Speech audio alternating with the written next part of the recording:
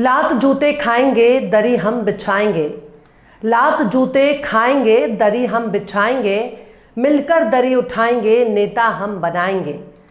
हर बार लतियाए जाएंगे जूते चप्पल खाएंगे, कागज ढूंढने जाएंगे जवानी हम लुटाएंगे।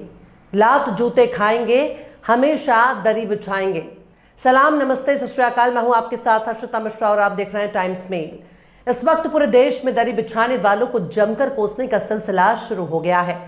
दरी बिछाने वालों की टोकरी भर भर कर गलियाने का वक्त शुरू हो गया है। कल तक तो इन्हीं दरी बिछाने वालों के लिए बनारसी पान का इंतजाम किया जा रहा था। दरी बिछाने वालों के अंगोछा, गमछा और साफे का इंतजाम किया जा रहा था। दरी बिछाने वालों को खुश करने के लिए मज़ारों और दरगाहों पर चादर पोशी हो रही थी।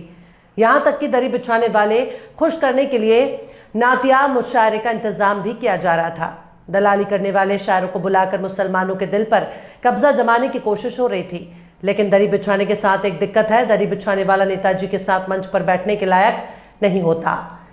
वो केवल नेताओं की रैली में नारा लगा सकता है, जवानी कुर्बान कर सकता है, पर टिकट पाने का हक नहीं रखता। उर्दू के 2-4 अल्फाज सुनते ही इनका दिल पिघल जाता है। फिर बाद में दरी बिछाने वाला ठगी का शिकार हो जाता है। और बीते 70 साल से इसी तरह की हरकतों से दरी बिछाओ गैंग के लोग तुरंत बुलबुल हो जाते हैं। पर खबरदार जो दरी बिछाने वालों ने इनसे टिकट मांगने की हिमाकत की, खबरदार जो इन लोगों ने राहुल गांधी से टिकट की उम्मीद की, खबरदार जो इन्होंने अखिलेश भैया से टिकट मांगने की हिम्मत दिखाई, खबरदार जो इन लोगों ने नाम नेहात सेकुलर पार्टियों से टिकट मांगने की कोशिश भी की, क्योंकि टिकट मांगने पर इनको दरी की तरफ इशारा करके बैठा दिया जाएगा। क्योंकि दरी बिछाने वालों ने खुद को इसी लायक समझ रखा है। मुसलमानों ने खुद को दरी बिछाने के लायक ही बना लिया है और सेकुलर पार्टियों ने इनको दरी बिछाने वाला टेंट हाउस समझ लिया, जो सिर्फ दरी बिछा सकता है पर टिकट नहीं मांग सकता। महाराष्ट्र जैसे एक बड़े सूबे में राहुल बाबा, सोनिया माई, शरद पवार और उद्धव ठाकरे ने एक भी मुसलमान को टिकट देने के लायक ही नहीं समझा, क्योंकि मुसलमान इनके लिए सिर्फ वोटर है, सिर्फ इनके लिए दरी बिछा सकता है, इनसे टिकट नहीं मांग सकता और ना ही वो इन पार्टियों का उम्मीदवार बनने का हक रखता है। पर जब उसी महाराष्ट्र के औरंगाबाद में राहुल बाबा, शरद पवार और उद्धव का उम्मीदवार जीत नहीं पाता, तो इसके लिए कांग्रेस वाले अपनी करारी शिकस्त का सारा ठिकरा ऐसे शख्स पर फोड़ने लगते हैं जो औरंगाबाद का सांसद रहते हुए दूसरी बार चुनाव लड़ रहा था। कांग्रेस ने ओवैसी की पार्टी को जिम्मेदार ठहराना शुरू कर दिया। महाराष्ट्र की 14 लोकसभा सीटें ऐसी हैं जहां पर मुसलमानों की बदौलत हार जीत का फैसला हो सकता है। मुसलमान चाहे तो किसी भी उम्मीदवार की किस्मत को बदल सकता है। इन 14 सीटों में मुंबई की सीटें भी हैं, जहां 14 से 25% के बीच मुस्लिम आबादी है। पर इंडिया गठबंधन को महाविकास आघाड़ी के नाम से जाना जाता है। उसने एक भी टिकट मुसलमानों को नहीं दिया। पर बात सिर्फ महाराष्ट्र की नहीं है। कांग्रेस ने मध्य प्रदेश तो एक भी मुसलमान को टिकट नहीं दिया। यही हाल राजस्थान का है। कांग्रेस ने राजस्थान से एक भी मुस्लिम को टिकट देने के काबिल ही नहीं समझा। सेकुलरिज्म का चोला उड़कर मुसलमानों को टिकट नहीं देने वाली कांग्रेस ने मुसलमानों को अपना बंधुआ मजदूर समझ लिया, जो सिर्फ उनसे वोट लेना चाहते हैं पर उनको टिकट नहीं देते। सोचते हैं कि मुसलमान हमको छोड़कर कहां जाएगा। बसपा जैसी पार्टी अगर मुसलमानों को टिकट देकर एहसान जताती है, तो वही दूसरी तरफ मायावती का कोर वोटर मुसलमान को वोट देते वक्त सांप्रदायिक हो जाता है और मुस्लिम को वोट देने के बजाय उसे हराने के लिए दूसरी पार्टी को वोट करने लगता है। लेकिन इन सब से इतर अगर गौर से देखा जाए तो 2019 में कांग्रेस, टीएमसी, सपा, राजद, एनसीपी और सीपीएम ने 115 मुस्लिम उम्मीदवारों को चुनावी मैदान में उतारा। लेकिन 2024 में ये तादाद घटकर 80 हो गई। इन तमाम सेकुलर पार्टियों ने सिर्फ 80 मुसलमानों को टिकट दिया। बीजेपी ने सिर्फ एक मुस्लिम उम्मीदवार को केरल के मल्लपुरम सीट से उम्मीदवार बनाया। कांग्रेस ने इस बार 19 मुस्लिम उम्मीदवार चुनाव में उतारे हैं। टीएमसी ने कुल 6 मुस्लिम उम्मीदवार उतारे हैं और इनमें से 5 टीएमसी के शासन वाले पश्चिम बंगाल में है। एक मुस्लिम उम्मीदवार को टीएमसी ने असम में टिकट दिया। समाजवादी पार्टी ने सिर्फ 4 मुस्लिम नेताओं को टिकट दिया, जबकि उत्तर प्रदेश में मुसलमानों का एक बड़ा वोटर समाजवादी को चुनाव देता है। उत्तर प्रदेश में मुसलमानों की बदौलत इंडिया गठबंधन ने अपनी इज्जत बचाई है। पर क्या मुसलमान सिर्फ 4 सीट पाने का ही हकदार था? इस बात का जवाब शायद अखिलेश सीधे तौर पर नहीं दे सकते। वहीं बिहार में बीजेपी की सहयोगी जेडीयू ने कुल 2 मुस्लिम नेताओं को प्रत्याशी बनाया। बिहार में 15 साल मुसलमानों के दम पर राज करने वाले लालू यादव ने भी सिर्फ 2 मुस्लिमों को दिया टिकट। सबसे गौर करने वाली बात यह है कि लालू और नीतीश ऐसे लोगों में शुमार हैं जिन्होंने आबादी के हिसाब से प्रतिनिधित्व की बात करते हैं, बाकायदा नारा देते हैं जिसकी जितनी आबादी उसकी उतनी हिस्सेदारी। पर मुसलमानों को टिकट देते वक्त नारा इनको याद नहीं रहता। खुद राहुल गांधी भी इसी नारे का समर्थन करते हैं, पर उनकी पार्टी महाराष्ट्र में मुसलमानों को टिकट नहीं देती। बिहार में सिवान के शेर कहे जाने वाले मरहूम शहाबुद्दीन की बेवा को लालू की पार्टी ने टिकट नहीं दिया।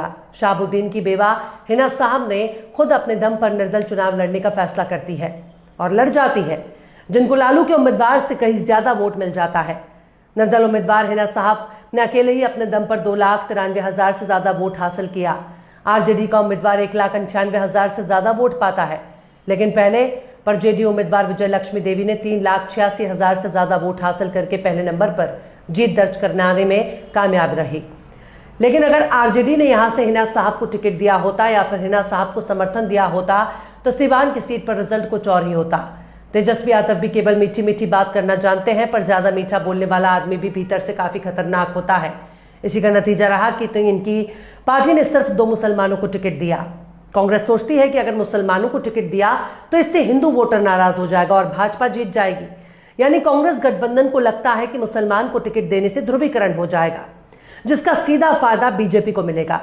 पर अगर गौर से देखा जाए तो मध्य प्रदेश में कांग्रेस अपनी सारी सीटें हार गई, पर वहां तो कोई मुसलमान कैंडिडेट नहीं था, फिर इनको एक भी सीट क्यों नहीं मिली? इसके लिए मुसलमान भी कुछ हद तक जिम्मेदार है। मुसलमान खुद की कयादत खड़ी करने के बजाय पार्टी में बढ़ जाता है। मुसलमान जिन सीटों पर अपना दबदबा रखता है उन सीटों पर अगर मुसलमान सिर्फ चाह जाए तो निर्दल उम्मीदवार खड़ा करके अपना झंडा बुलंद कर सकता है, क्योंकि अगर किसी पार्टी को खड़ा करने की कोशिश करेगा उस पार्टी की सियासी तौर पर सेकुलरिज्म का चोला ओढ़ने वाली पार्टी बीजेपी की बी टीम साबित करने पर तुल जाएगी।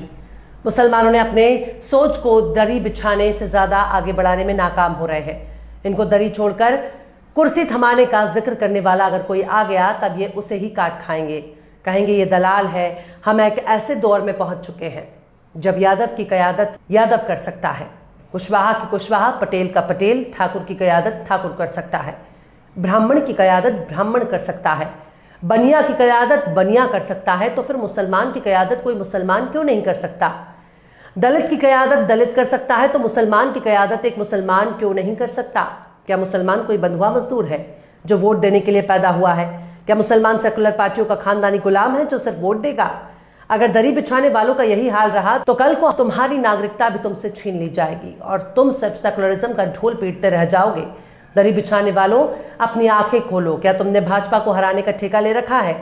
जिन नेताओं को तुम वोट देकर जमीन से उठाते हो वही नेता उसी भाजपा के साथ जाकर तुमको ही गलियाने लगता है। तो बताओ, ये भाजपा को हराने की ठेकेदारी कब तक चलेगी?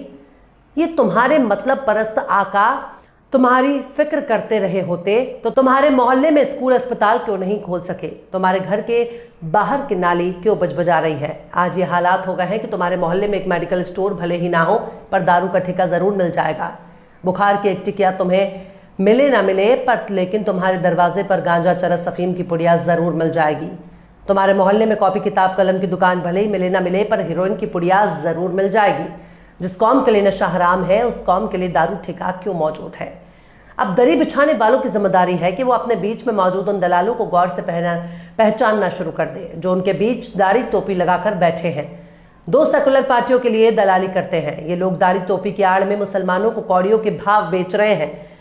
जो कौम अपने बच्चों को शिक्षा नहीं दे सकती, जो कौम अपनी बेटियों के सिर के चादर की हिफाजत ना कर सके, दुपट्टे का हिफाजत नहीं कर सके, वो हिजाब बुर्के की हिफाजत कैसे कर सकती है?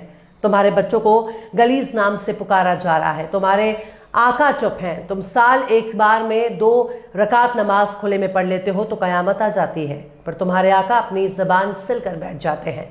तुम अपने घर में नमाज पढ़ लो तो उससे भी दिक्कत होने लगी।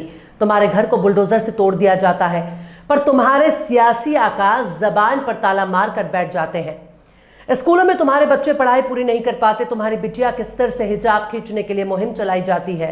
तुम्हारे नेता बिल में दुबक कर बैठ जाते हैं, पर कोई अगर तुमसे तुम्हारे भलाई की बात कर दे, तुम्हारे कयादत की बात कर दे, तुम्हारी नजर में उसे कौम का दलाल कहा जाएगा, बीजेपी का एजेंट कहा जाएगा। यकीन मानो, जिस दिन तुमने अपने आकाओं से अपनी कयादत के बारे में पूछ लिया उस दिन दरी बिछाना छोड़ दोगे। यकीन मानो, जिस दिन तुमने सामाजिक न्याय की बात करनी शुरू कर दी उस दिन तुम्हारी ईद होगी, वरना तुम कल भी दरी बिछाते थे और आज भी दरी बिछा रहे हो और कल भी दरी बिछाते रहोगे। फिलहाल इस खबर में बस इतना ही। इस खबर को आप हमारे साथी शम्स तबरेज की कलम से सुन रहे थे। आपको कैसा लगा कमेंट बॉक्स में जरूर बताइएगा। वीडियो पसंद आए तो लाइक करें।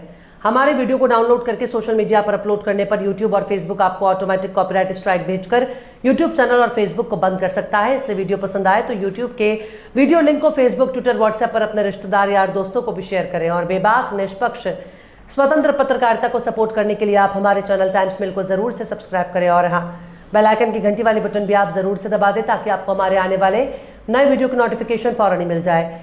फिर मिलते हैं किसी और वीडियो में एक नई खबर के साथ। हर्षिता मिश्रा को दीजिए इजाजत। जय हिंद। अगर अभी तक आपने हमारे चैनल टाइम्स मेल को सब्सक्राइब नहीं किया है तो जल्दी से सब्सक्राइब कर दें और बेल आइकन भी प्रेस कर दें।